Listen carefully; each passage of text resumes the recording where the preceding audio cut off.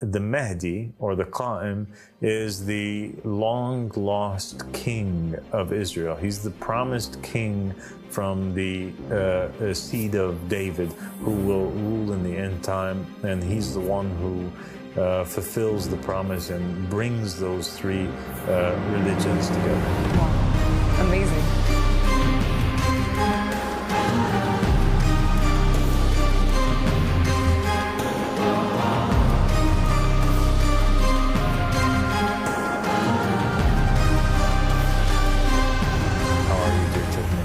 I'm doing well today. Thank you so much. It's so good to have you back. Thank you so much for having me. So today we want to talk about the Israeli people. We want to talk about the state of Israel. We want to talk about the Jewish people. We want to talk about one of the reasons why they believe that their covenant, or God's covenant with them, is an everlasting covenant, and that it will never go away, and no matter what it is that they do. And what is, how do we fit this into the grand picture with the understanding of Christianity to the Old Testament and also Islam? Okay, sounds good. So one of the reasons why Jews believe that God's covenant with the Israelites is an everlasting covenant and will never go away is because of this promise, which is sometimes referred to as a covenant, although it is not one of those covenants that with a prophet that brings forward a new jurisprudence or a new matter. So as we've said before in previous episodes, God establishes these certain covenants with certain prophets, and with each one of them, Adam, and then Noah, and then Abraham, and then Moses, and then Jesus, and then Muhammad. Each one of these covenants that he establishes with one of these major prophets, a new jurisprudence comes, all right? Yes. So God's laws that he gives to Moses is different than God's laws that he gives to Jesus, and God's laws that he gives to Jesus different than the ones that he gives to Muhammad sallallahu alaihi wasallam. Yes. But this covenant here with David is not one of those covenants, but it is a promise. It's a deal. And it's mentioned in the Old Testament, where basically, David now, he's defeated his enemies. David has overcome, all of the hostilities around him. And now David's resting. And in the Bible, David is speaking with the prophet Nathan, and he is being thankful to God. And he's saying, Alhamdulillah Rabbil Alameen, God has now allowed me to rest in this house of cedar. But he's still sad. He's still a little bit distraught. And the reason why he's distraught is because he's noticing that here he is in this comfortable place and nice home. But he says, the Ark of the Covenant still dwells in the tent. So he thinks that this is wrong, that he's in this house and that the ark is still outside being hosted in a tent. And so Nathan looks at David and he says to him, David, do whatever is in your heart, for God is with you. And this is a very important indication about the type of rule that David has. He rules by means of God putting his will in the heart of David. The Holy Spirit is with David. Okay? And now we know from this verse that David, he rules by his feelings in his heart, and he doesn't rule by necessarily like evidence and cases and that way. But he rules with the feeling that he has. Okay? Whatever God places in his heart. And that's important for later on. And so Prophet Nathan, he goes, he has a dream, and in his dream, the Lord comes to him and he tells him, basically in the dream that, I've been dwelling in the tent and in the tabernacle ever since I brought, the Israelites out of Egypt, and I do not have a home, So go command David and tell him to build for me a home. Okay, and he gives this commandment to tell, for Nathan to tell David, and Nathan goes and he tells David, and this is basically the command that is given to David to build this great temple. Yes. And it's the Temple of Solomon, which actually is completed by his son, because it's a big undertaking. It's a big work.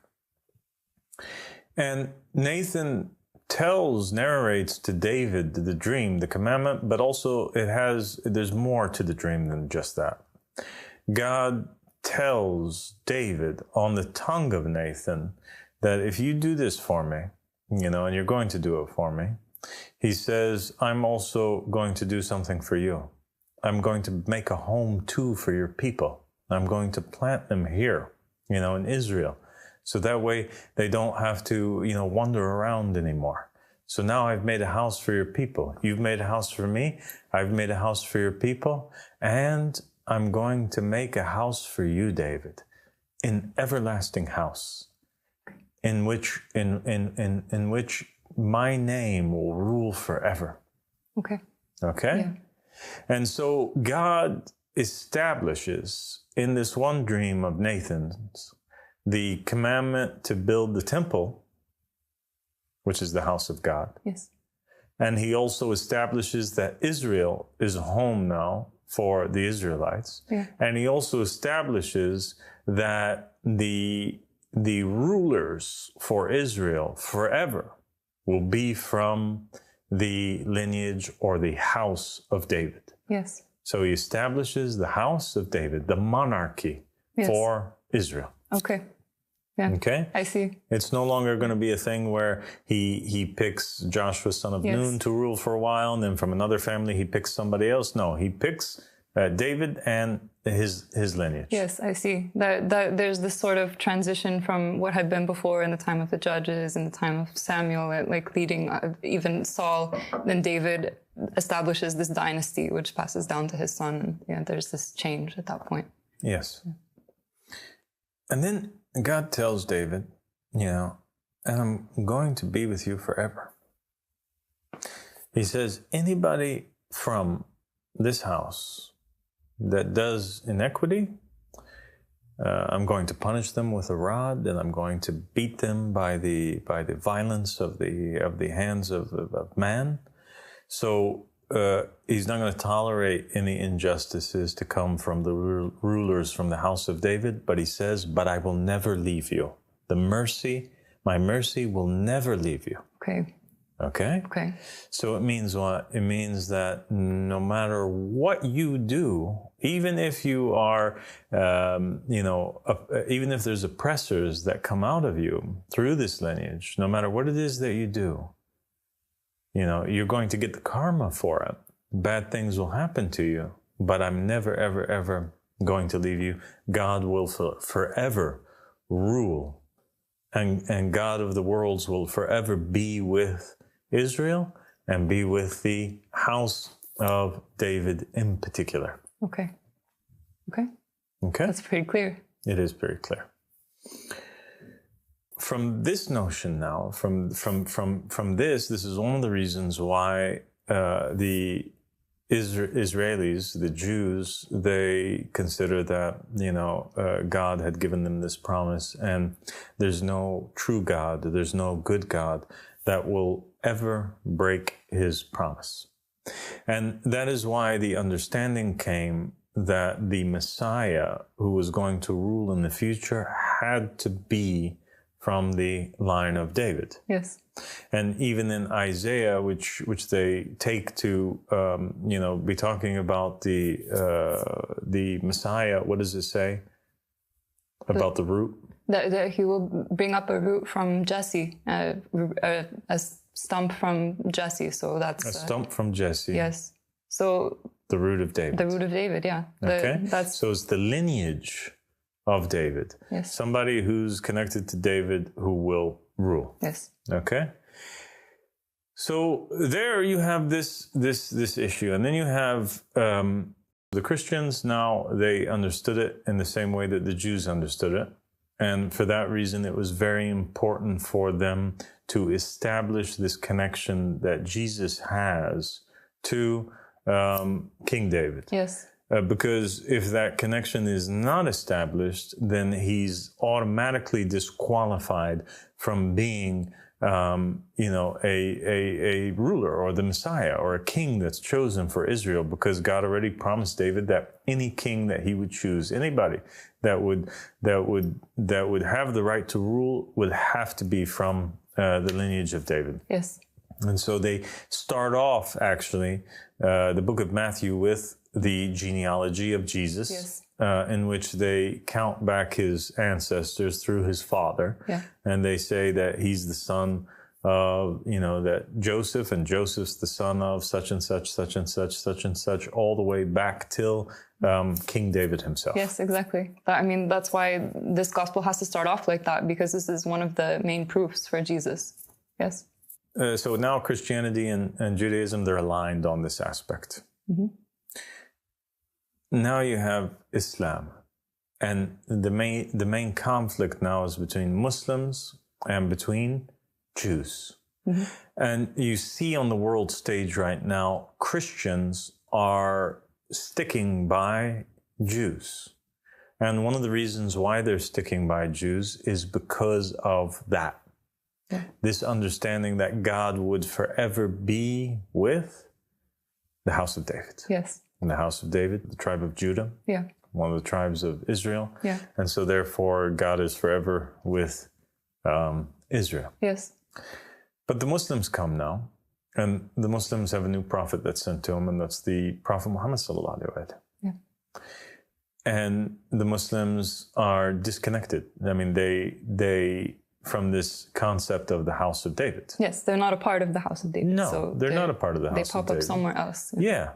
And they revere Prophet David, and they consider him to be a prophet, and they love him. And he's one of the 25 prophets that are known to be mentioned by name in the Quran.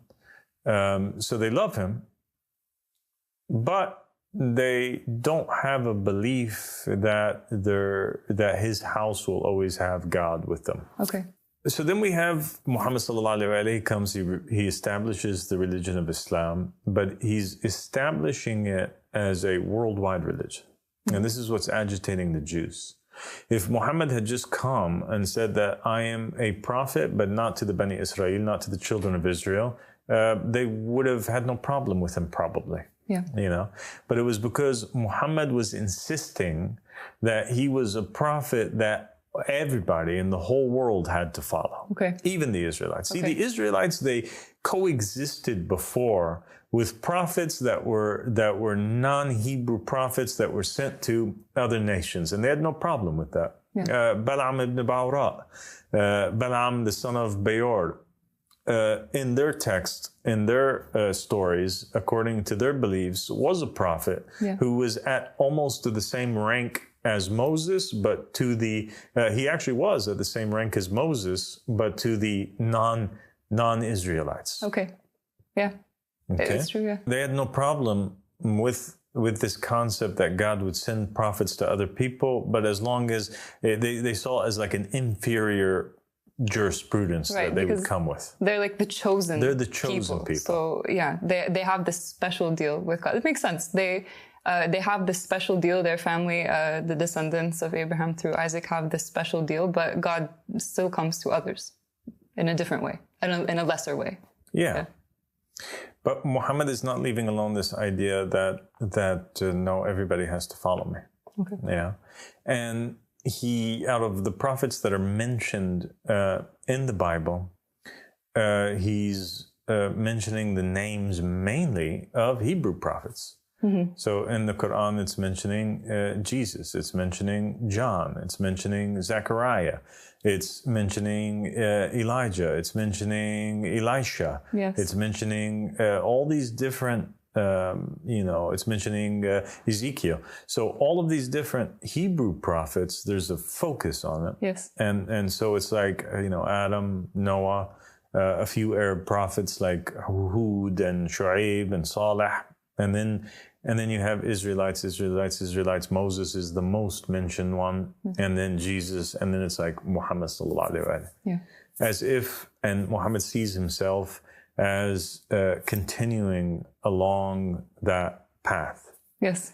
And even there's certain narrations that state that the Prophet Muhammad sallallahu alaihi wasallam, he used to actually braid his hair, much like the Israelites. They have these forelocks, these braids that are on the sides of their head. The Prophet Muhammad, instead of 2, he had 4, and they were on the sides of his head as well. And we know that the Prophet Muhammad sallallahu alaihi wasallam, he took in the beginning as a direction of worship the same temple that was a symbol of the Davidic rule, which was the Temple of Solomon. Yeah. Because now, this temple has more meaning than it just being a place, a Kaaba type place where the people go, in order to worship, or more than just a house of God, but it's a symbol of the rule of God's chosen monarchy. Yeah, that's very interesting. Okay, it is very interesting. The Prophet Muhammad sallallahu alaihi wasallam, he passes away, and in his will he mentions that after him is going to be 12 imams, and then after that are going to be 12 Mahdis. And the last of the imams is Imam al-Mahdi, and then there comes the rule of these Mahdis. And as we mentioned in the other episode that we did, the previous episode, about how we said that, the Prophet Muhammad sallallahu alaihi wasallam said that I am Israel, that this is one of his names, right? And we established that fact. It's interesting because we find this reference to the Prophet David coming up again in Islamic narrations, but only in the time of the Qa'im, okay? And the time of the Mahdi. Okay. And there's a few really, really interesting narrations. One of them is that the Mahdi, it says that the Mahdi, his body is the body of an Israelite. Really? Yes. Very interesting. His body is the body of an Israelite, or a man from the sons of Israel. Okay. So it's very interesting. We spoke about how Prophet Muhammad called himself Israel, so it could have to do with this narration or something else. And then you have another narration which states that when it comes time for the Mahdi to call forward, when he wants his companions, what does he do? He makes a dua, and he calls upon God by his Hebrew name. Okay. And then all of his companions come to him. So now this Mahdi, this Qa'im, he's worshiping God, but he's worshiping God in Hebrew. He knows the secret name of God. And we're going to do a whole episode that has to do with the Jewish belief on the idea of God having a secret name. But in short, God had a secret name that only the king or the priests that were chosen by God would know. And it was a safeguarded secret. And this name is represented by the 4 letters, YHWH, that is in the Old Testament. And so nobody knows the true pronunciation of the name of God, but it's represented by these 4 letters. It's forbidden for anybody who to even pronounce the name of God. And you have people that pronounce it by saying Yahweh. Other sects of Christianity have come forward and have said, no, the correct pronunciation, for example, is Jehovah, right? Or other distorted forms by filling in vowels in between those 4 letters in order to figure out what the name is. And Jewish people, out of respect, they use the word Hashem to refer to God. So Hashem means the God. Hashem is like the Hebrew equivalent of Allah. Okay? And it's interesting to note, because if Hashem means the God, Well, we know also that Muhammad was sent as a descendant from the sons of Hashim, the Bani Hashim. Yeah. Oh. And God, when he was talking to David in the dream of Nathan, he says to them, I will be their father, meaning the monarchs that come after you, you and the monarchs, I will be their father, and they will be like my sons. If they make inequities or mistakes, I'm going to punish them. Okay? Here you have now Muhammad. He's coming from the Bani Hashim. Hashim has a very significant name in Hebrew to the Jewish people. Yeah. But nonetheless, let's put that aside. Okay. 2 narrations so far. One is that he has the body of an Israeli. 2, now he's speaking Hebrew and he's making dua in the Hebrew language. Yeah. Then we come to the 3rd narration, which is the most important of all. It says that the Qa'im, or the Mahdi, is going to rule by so it comes in 2 forms, but he's going to rule by the rule of David, or he's going to rule by the rule of the house of David. Okay. So this has a double meaning. One of them is that he rules by what is placed in his heart, just like David ruled. And this, the Ahlul Bayt alayhim salam, they clarified. So he rules by the Holy Ghost. And it's known that the Mahdi, and in many narrations, this is clarified, that he goes forward and in the apparent, like his companion wouldn't have made a mistake or made a sin, and he will, judge him because he knows what's in his heart. So just as God was with David, God in the same way is with the Mahdi. Just like Nathan told David, do whatever's in your heart, for God is with you. The same thing applies to the Mahdi, where he also does whatever is in his heart, because everything that's in his heart, God put there. Wow. Okay? Yeah. But it says he'll rule by the rule of the house of David. And the ruling of the rule of David and the ruling of the rule of the house of David, if a Jewish person would hear that, they would only understand it in one way, and that is that the Mahdi is from the house of David. Yeah. Is that not how you would understand it? That's what logically makes sense from that statement, yes. So now we have a Mahdi whose body is the body of an Israeli, meaning that what's a body? I mean, you have to be a descendant from one of the children of Israel in order to have a body of an Israelite. He has, according to the narration, his body is the body of an Israeli. So he is one of the children of Israel. That's the Mahdi. And he speaks Hebrew. At the very least, he knows the secret name of God in Hebrew. And the third is that he is a descendant from the house of David. He is the stump of Jesse and the root of David. And so now we have an entirely new picture that's coming into place. That's shocking. Here's what it is. The picture is that when Israel is established in the end time, they go to Israel, they build the state, but they're unable to build the temple. They're unable to. And they've been trying to for many, many years. And they know and they believe that when the temple is built, that their Messiah will accompany that. Because the house of God always accompanies the monarch or the house of David, or that person from the house of David. When his temple is built, his deal is fulfilled, he brings forward the king as well. And so they want to build the temple because they're waiting for their Messiah. And at the same time, the Christians believe that when they do build that temple, that Jesus will return, because Jesus is that Messiah.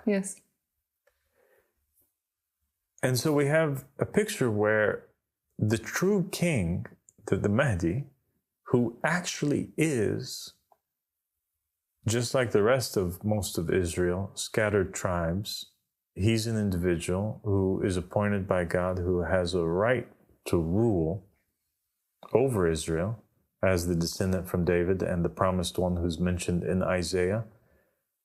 But he's being held back from that because the Israelites are not recognizing him. So we have a king from the house of David in the end time who, much like David himself, was not recognized in the beginning by the Israelites before he was anointed.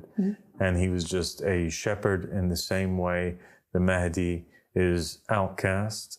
And it's interesting because it is the character of the Mahdi that actually opens up Jerusalem.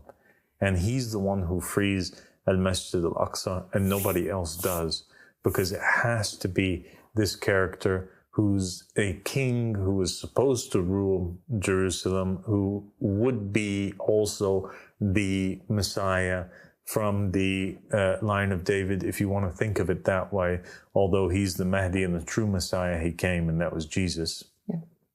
Now, this one is going to rule as that person from Isaiah, who comes as the successor to Jesus and the successor to David and the successor to Muhammad sallallahu alaihi wasallam. That makes so much sense. It makes so much sense how they have not been able to do. They've been really trying, and they have the support of the Christians. They have not been able to reestablish the temple, and it's part of the prophecies that the temple must be there in order for the Messiah to come. And they can't do it. And why can't they do it? Because it is written that it will only be the right person. It will only be the person, the Mahdi, as you said, who will open up Jerusalem. He will be the one who is able to do God's will. And there's actually more proof that the Mahdi is this king from the lineage of David, even though he himself doesn't know it, just like the Israelite people didn't know in the beginning until he figures out and remembers who he is and is told who he is by God. And those are the narrations that it's the Mahdi too that brings forward the Ark of the Covenant. And it's the Mahdi too who comes forward, and he has with him the staff of Moses and the ring of Solomon. Wow. He's clearly from this lineage. He's clearly from this story. But that's so interesting. It's such a fascinating take, because I think that it would be really shocking for many Muslims to hear all of this put together, because that's not what they're expecting from the Mahdi. And certainly that's not what the Jewish people are expecting from the Mahdi, or the Christians. So this is just amazing. They should expect it, because even Imam al-Mahdi, Muhammad ibn Hassan al-Askari alayhi salam, according to the Shia narrations, his mother is Nerjis, and Nerjis is a Roman princess who actually is a descendant of Simon Peter, according to the narration. So she has this Jewish ancestry according to that. So the Shia, they already believe that the Mahdi is mixed. He's half Roman, or in reality half Jewish through the descendant of Simon Peter, and he's half Arab. And so now all of the narrations are making sense. That the Mahdi, or the Qa'im, is the long lost king of Israel. He's the promised king from the seed of David, who will rule in the end time. And he's the one who fulfills the promise and brings those three religions together. Wow. Amazing. Amazing. He's a true Israelite. You know, as we talked about previously, this concept of people posing as Israelites when they don't have the right to call themselves that. He is the true. He's truly from this lineage. So the Mahdi is Arab, and he's Hashimi. He's a son of the Bani Hashim. And he is a successor from the family of Muhammad alayhi salam. And he's a descendant of the Prophet Muhammad sallallahu alaihi wasallam. But his body is descendant from David and from the tribe of Judah. And he is an Israeli. That's amazing. And he is Jewish. So the Mahdi is Jewish and the Mahdi is Muslim. Wow. Wow. And he comes for all mankind. So, of course, this makes sense, how he is the one to come and unite the world. Like, it's amazing. It's amazing that he bridges those two warring, faiths, and he brings them together. That's amazing. Well, we'll stop there and we'll continue, inshallah, in another episode. Thank you so much for joining me, Tiffany. Thank you so much for having me.